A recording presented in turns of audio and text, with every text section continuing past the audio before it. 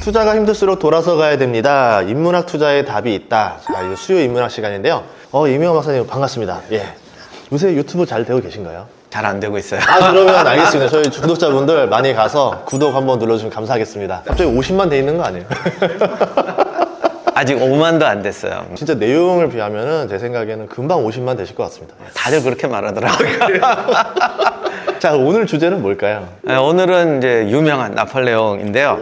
나폴레옹이 성공한 전투가 아니라 전투에는 이거 전쟁에 진다 이런 말처럼 승리했는데 물러나야 했던 전투. 승리를 해야 하는데 물러나야 된다. 굉장히 아까울 것 같은데 그런 일들이 종종 발생하나요? 네, 그리고 이게 장기적인 손실을 주죠. 전투에서 한번 패하면 그게 끝날 수가 있는데 이겨놓고 들어가서 자기 이제 진 다 빼먹고 나오게 되면은 이제 장기적으로 큰 손실을 주죠. 그래서 나폴레옹이 몰락했다 그러면 대부분 이제 러시아 원정을 들잖아요. 저것 때문에 망했다. 근데 사실은 동쪽에서 센 게 러시아 원정이고 서쪽에서 센 게 스페인 전쟁이에요. 이베리아 전쟁, 뭐 반도 전쟁 이렇게 말하는데 스페인 전쟁에서도 러시아에서 입은 손실의 한 절반 이상의 피해를 봅니다.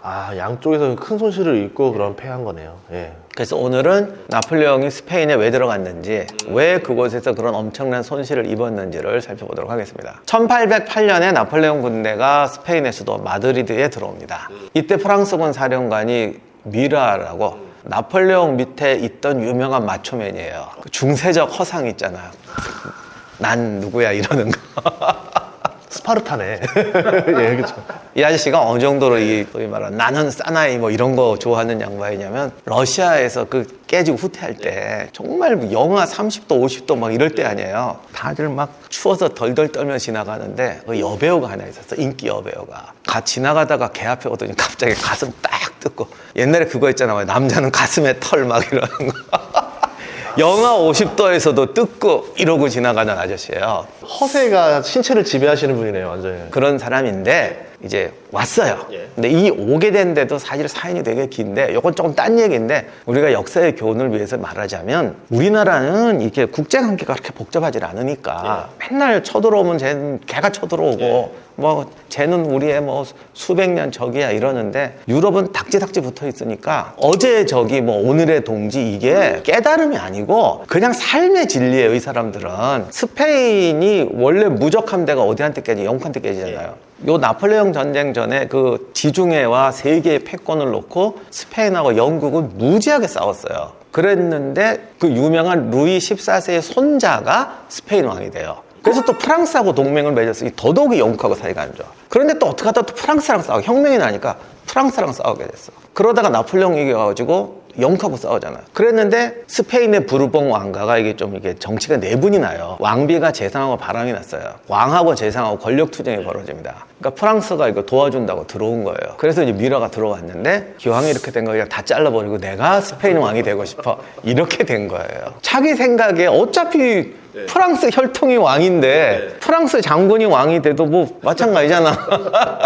그랬더니 웬걸 갑자기 스페인 국민들이 들고 일어난 거예요. 그건 아니지 이러면서. 근데 여기서 이제 실수를 해가지고 초반에 이걸 무력진압으로 끊어버려요. 그러니까 처음부터 자꾸 생각하기를 스페인 국민이 무슨 이거 왕가에 충성하겠냐, 스페인의 자존심을 건드린 것 같아요.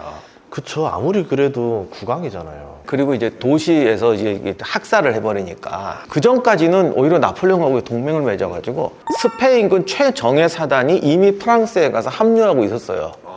근데 얘들마저 탈영을 해서 돌아오고 지지부진했던 스페인 군대가 사방에서 조직이 돼요. 근데 여기서 이제 또 하나 슬픈 얘기가 뭐냐면, 스페인이 육군은 최고인데 바다에서 안 되니까 무적함대 만들어서 영국을 침공하자 했던 게 무적함대 사건이잖아요. 근데 그 사건 끝나고 나서 스페인 육군이 형편없이 몰락합니다. 이게 나중에 스페인 내전 때 가면은 무슨 놈은 정규군이 농민군한테도 깨지고, 그 식민지 들어갔다가 식민지 군대한테 박살나고, 이게 스페인 육군의 흑역사가 시작되는데, 그래서 프랑스가 무시한 거네요. 예, 그래서 나중에 보면 2차 대전 때 히틀러가 스페인 군대 오라고 그러거든요. 하도 못 싸워가지고, 우리같이 못 싸우는 군대가 당신한테 무슨 도움이 되겠습니까? 뭐 그래 니들 안 와도 된다 이럴 정도로, 뭐 하여간 지금까지도 별로 이렇게 스페인이 안 유명한데 프랑스 애들이 정말 형편없이 봤어요. 저게 뭘 하겠니? 그런데 갑자기 뭐 이렇게 봉기가 나더니 여기저기서 국리주의자 조직되는 거예요. 그러니까 처음에 프랑스가 우습게 봤지. 그래서 이때 나폴레옹이 이제 미라를 빠져라 그러고는 프랑스 국왕도 퇴위시켜버리고 자기 형 조세프를 스페인 왕으로 앉혀버려요. 이쯤 되면 굴복하겠지 그랬더니 더 나네. 이렇게 되니까 열받아서 군대를 투입합니다. 진압해라. 이렇게 되니까 두 가지 사건이 나는데, 일단 스페인에 영국이 개입을 해요. 영국군이 아니라 스페인에 주둔하면서 프랑스군하고 싸우기 시작해요. 그다음에 스페인군이 붕괴인 것까지는 이전에 일어났는데, 진짜로 프랑스 정규 사단이 이렇게 대규모로 들어오니까 바로 싸우는 법을 알게 돼요. 이게 더 중요하죠. 민중이 붕괴할 수는 있어요. 근데 사실 이건 진압되거든요. 그런데 싸우는 법을 알게 되면 군대로 바뀌는 거죠. 그렇죠. 군대로 바뀌어요. 그리고 전술 능력을 가진, 목표를 가진 군대가 돼버려요. 사방에 흩어져 있던 그 형편없는 스페인 군대가 순식간에 재조직되면서 프랑스 군을 쳐요. 근데 여기서 이제 중요한 게 터지는데, 유럽 지도를 보시면 주먹처럼 달린 게 이베리아 반도입니다. 프랑스와 스페인 국경 사이에 놓여있는 게 피레네 산맥이에요. 이게 리틀 알프스라고 무지하게 험해요. 그리고 삼면은 바다예요. 영국군은 삼면이 바다이기 때문에 해군 왕국이잖아요. 아무 데로나 올 수 있어요. 그리고 바다로 오는 보급은 지금도 그렇지만 컨테이너로 싣고 오는 거하고 트럭으로 나르는 건 상대가 안 됩니다. 그 당시 때로 치면은 뭐지, 뭐 수레, 뭐 마차 이런 걸로 날라야 될 거 아니에요. 근데 영국군은 배로 오니까 양이 다르죠. 예, 당을 하려고. 그러니까 아무 데로나 영국군 보급이 좋아요. 근데 프랑스군은 피레네 산맥을 뚫고 와야 됩니다. 그러면 마차도 못 가겠네요. 가는 것도 힘들고 비용도 어마어마하게 들고, 여기서 소위 말하는 스페인 게릴라들이 맹활약을 해요. 게릴라란 말이 여기서 나왔어요. 이 게릴라가 스페인 쪽 발음이잖아요. 피레네 산맥을 이용한 엄청난 게릴라전이 벌어지고, 스페인에도 또 중간중간에 무슨 산맥들이 있더라고요. 그 산 고갯길마다 게릴라들이 덮칩니다. 그러다 보니까 프랑스군 17,000명이 초반에 항복해버리는 경우도 생겨버려요. 이것도 웃기는 게, 산 하나 넘어가서 털고 있었거든요. 털 건 많잖아. 신나게 털고 있는데 갑자기 스페인 이 민병대가 막 포병대까지 거느리고 정규군으로 이렇게 바뀌어버렸어요. 근데 당시 프랑스군은 한참 나폴레옹 전성기였기 때문에 이것들은 뭐 10대 1로 싸워도 이길 수 있다고 생각했습니다. 그래서 안심하고 들어갔던 거예요. 거기서 당시에 17,000명이면 엄청난 병력이에요. 그러니까 자신만만했지. 10만 명이어도 이길 수 있다. 그런데 보급선이 길어지고 중간에 게릴라들한테 끊어지니까 보급이 안 오는 거야. 10대 1이 뭐예요? 굶으니까 소용없죠. 그래서 아차 큰일 났다 싶어가지고 도시로 후퇴를 하는데, 이게 약탈물을 있는 대로 싣고 갔어요.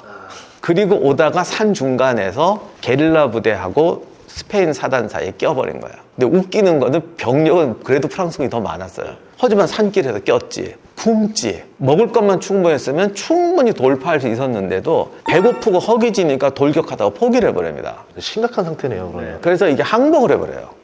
천하의 나폴레옹 군대가 스페인 민병대 병력도 적은 부대한테 항복해버립니다. 이게 스페인 전역의 용기를 북돋아줘요. 우리도 이길 수 있다. 예. 이렇게 돼서 스페인이 늪이 되어버립니다. 여기에 영국군 들어오지. 이렇게 되니까 나폴레옹이 포기해야 되는데 포기하지 않고 군대를 계속 집어넣어서 거의 20만 30만 명이 들어갑니다. 그러자 영국은 이거 신났다. 그래서 영국이 가장 최고의 장군을 여기에 파견하게 돼요. 누군지 아시겠죠? 웰링턴. 웰링턴이 사실 여기서 떠요. 근데 웰링턴이 들어오면서 프랑스군은 계속 깨지게 되는데, 나폴레옹은 굴하지 않고 여기에 집어넣어서 스페인이 늪이 되어버립니다. 그렇다는 거는 나폴레옹도 뭔가 여기가 굉장히 중요한 자리이기 때문에 그렇게 한 선택이 아닐까 싶긴 해요. 전쟁을 시작할 때는 항상 두 가지 요건이 있어야 됩니다. 기업이 투자를 결정하는 것하고 비슷한데, 첫째는 이 전쟁이 어쨌든 이익을 줘야 돼요. 두 번째는 지금 내가 투입할 수 있는 자본, 내 능력, 내가 운영할 수 있는 전력, 내가 뭐 투입할 수 있는 자본으로 확실히 승리를 거둘 수 있다는 계산이 서야 돼요. 그러면 이 두 가지에 대해서 나폴레옹은 어떻게 생각했던 거냐. 근데 두 번째, 확실히 이길 수 있다는 건 이미 다 말씀드렸지만 일단 스페인을 우습게 봤던 것이고, 무슨 이익을 얻으려고 그런 거냐. 이전에 나폴레옹이 대륙 봉쇄령이라는 걸 내려요. 그렇게 되면 영국을 경제적으로 압박해서 파산시킬 수 있다고 생각했거든요. 왜냐면 바다에서 못 이기겠으니까. 아, 그러면은 경제 제재의 거의 최초급이겠네요. 네, 그러니까 지금 러시아를 경제 봉쇄를 했는데 딱 이런 거예요. 러시아가 먼저 파산하느냐, 미국이나 유럽이 인플레를 못 견디고 주저앉으면 러시아가 이기는 거고 그 전에 러시아가 먼저 파산하면은 러시아가 지는 거예요. 대륙 봉쇄령이 비슷한 경우인데 무역을 안 시키면 영국은 망할 거 아니냐. 그렇게 생각하겠죠. 네, 그래서 네. 봉쇄를 시켰더니 네. 영국이 망하는 게 아니라 이쪽 대륙 애들이 지금 갑자기 물품에 커피가 안 와. 아메리카 식민지 쪽에서 물자가 안 오니까 어떻게 보면 대륙 경제를 마비시키는데 이게 더 큰 거예요. 그리고 봉쇄하면 뭐예요? 밀수로 다 뚫지. 아니 어떻게 봉쇄가 돼요? 정상무역하는 거하고 밀수하는 거하고 수익은 더 커지고 세금은 없어집니다. 그러니까 대륙은 이중의 손해를 보는 거예요. 근데 여기서 이제 문제. 그러면 어디가 밀수가 제일 발달했을까? 프랑스에서 떨어져 있으면서 프랑스하고 멀지도 않고 바다가 쫙 많은 나라. 이베리아 반도. 그렇죠. 최고예요. 그 영국군이 포르투갈 이런 데 가서 그냥 신나게 밀수를 깔아놓는 거고 스페인은 만세 부르는 거예요. 어제 저기 오늘은 우리의 이제 거래처가 된 거죠. 이렇게 돼서 나폴레옹이 스페인으로 들어간 이유는 이 최후의 밀수망을 끊어야 된다. 그다음 또 하나는 당시에 아메리카 대륙을 보면 텍사스를 경계로 북쪽은 영국, 프랑스, 남쪽은 다 스페인 땅이었어요. 남반구에서 오는 모든 이거는 다 우리 거야. 그러면 두 가지 생각을 했던 것 같아요. 첫째, 스페인을 통해서 식민지 무역을 조달할 수가 있고 대륙 봉쇄령에서 무역이 되면 엄청난 돈이 되겠죠. 그럼 나폴레옹에게도 필요한 건 돈이란 말이에요. 이걸 누가 먹을 수 있어? 떼돈 버는 거예요.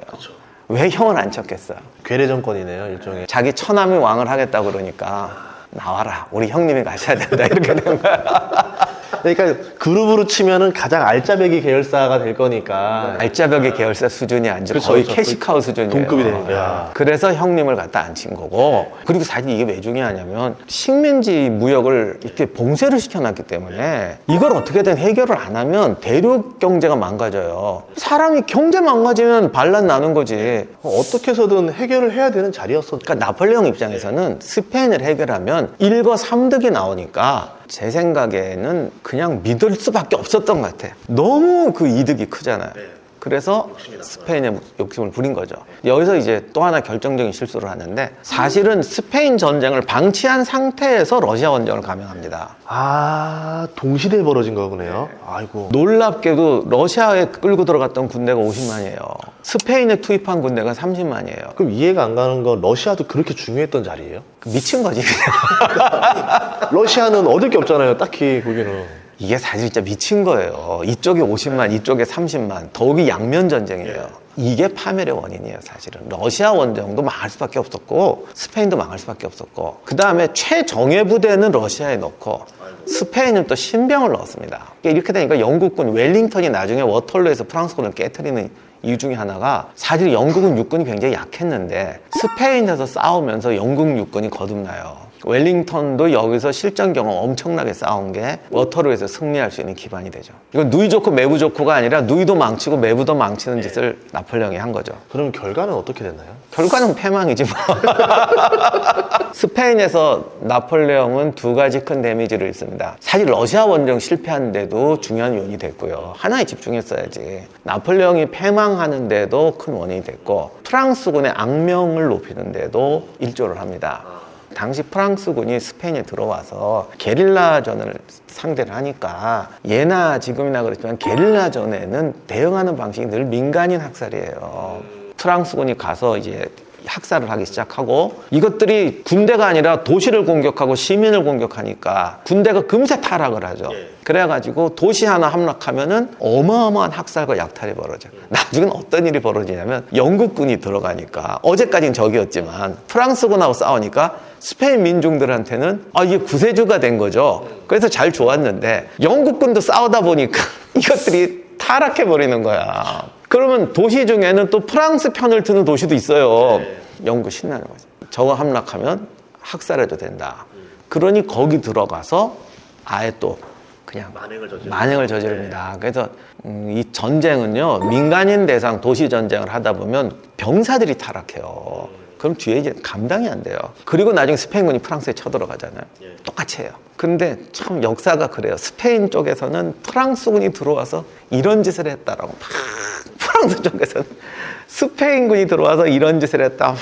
그러니까 한쪽 정보만 보면 프랑스는 이렇게 나쁜 놈이구나, 스페인은 이렇게 나쁜 놈이구나, 이런 생각 딱 들 정도로 이런 일은 학살이 벌어지는데 하여간 뭐 전쟁이라는 게 이렇게 시민을 상대로 도시를 상대로 전쟁하게 되면 이런 일들이 20세기 초반까지도 끊임없이 벌어졌습니다. 자, 그럼 오늘 이야기를 한마디로 좀 정의할 수 있을까요? 전쟁이든 투자든 이익을 보자고 하는 거죠. 두 가지 문제가 있어요. 그 이익이 정말 실현되어야 하고 그 이익을 실현하는 방법이 합리적이어야 돼요. 근데 이것이 예상치 못한 변수에서 늪이 되어 버리면 결국은 무리수를 두게 되고 비합리적인 방법을 동원하게 되고 결국은 파멸하게 되더라. 오늘 얘기 듣고 나서 제가 진짜 느낀 게 있는데 주식 투자자들 중에서 많은 사람들이 돈을 잃었던 주식이 하나 있습니다. STX 그룹이라 해가지고 2007년에 정말 순식간에 재계 10위까지 올라간 그룹이에요. 여기가 이제 해운사로 커서 조선사를 인수하고 하면서 빠르게 컸는데 이 회사가 이제 M&A를 굉장히 잘해요. M&A라는 게 뭐냐면 결국은 내가 지금 저 회사를 인수하면 떼돈을 벌 것 같으니까 첫 번째 이익이 보이니까 인수를 해야 되는데 실현 가능한 방법이 없어요. 그래서 뭘 하냐면 돈을 빌려서 인수를 합니다. 돈을 빌려서 인수를 해서 몸집을 굉장히 빠르게 키웠고 성공을 했어요. 나름대로 그 당시 때 주식계의 나폴레옹이었죠. 그랬는데 여기가 이제 뭔 실수를 했냐면 조선 해운만 계속 인수를 한 거예요. 그러다 이제 유럽에 있는 막 크루즈 선사도 인수하겠다. 인수했어요. 그리고 중국에도 조선사 더 크게 세우겠다 해서 크게 세우고 마지막에 뭐였냐면 우리가 하이닉스 인수하겠다 이래가지고 하이닉스도 참전하면서 했는데 말씀하신 대로 변수 하나가 딱 등장합니다. 2008년 글로벌 금융위기 미국발로 딱 터져버려요. 그러는 순간 갑자기 자금난이 다 벌어지면서 완전히 쪼그라들어가지고 공중분해가 됐었죠. 오늘 말씀해주신 거 보니까 기업들이 막 인수한다 그러면 주가가 올라가고 막 이러는 경우가 많은데 그런 게 아니라 첫 번째 정말 이게 이익을 실현할 수 있는 사업을 인수한 게 맞느냐, 두 번째 그게 정말 무리하지 않고 실현 가능한 방법인 거냐, 이런 것들을 보시면서 투자에 적용하시면 어떨까 생각이 듭니다. 오늘 말씀 감사합니다. 감사합니다. 그럼 모두가 똑똑한 투자를 할 때까지 수요인문학 많은 사랑 부탁드리겠습니다. 구독과 좋아요, 알림 설정 부탁하고요. 이명환 박사님 유튜브 채널 더보기에다가 이렇게 넣을 테니까요. 링크 들어가서 구독 부탁드리겠습니다. 감사합니다. 고맙습니다.